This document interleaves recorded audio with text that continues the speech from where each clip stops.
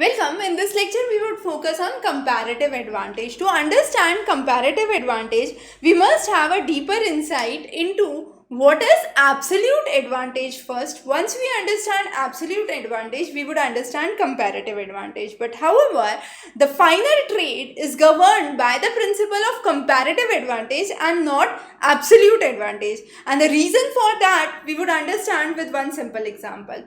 Now, to have the very basic understanding of why all this concept is being studied, I bring in a very simple example. Corn laws were introduced in England. Now, when corn laws were introduced in England, the idea was to protect the local farmers. And how the local farmers would be protected?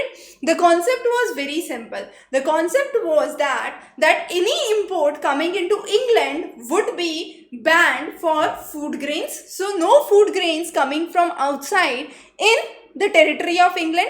Now, since no food grain would be coming in the territory of England, the local farmers would flourish. That was the idea for corn laws. However, it was Ricardo who said that this is not a good idea. Because of this, the England as a whole would suffer a lot. So it was not just Ricardo but other economists as well during that time who believed that this is not a fair judgment. If we bring in trade restrictions, now how can trade restrictions be brought? Quotas can be defined, tariffs can be imposed, taxations can be done. Now, any of these methods, if they are adopted, what would happen?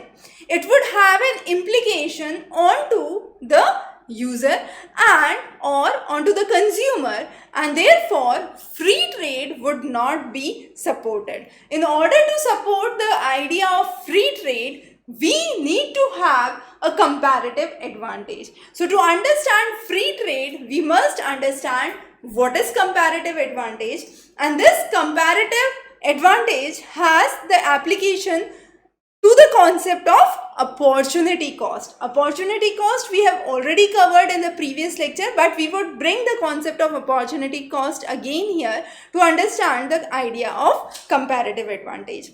Now, when I say comparative advantage, the sole focus is to increase specialization.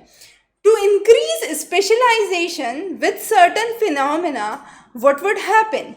With higher specialization, there would be higher productivity and as a result, higher output generated. Now, how does it happen? Adam Smith, in the book on Wealth of Nations, gave a very simple example of a pin factory in 1700s.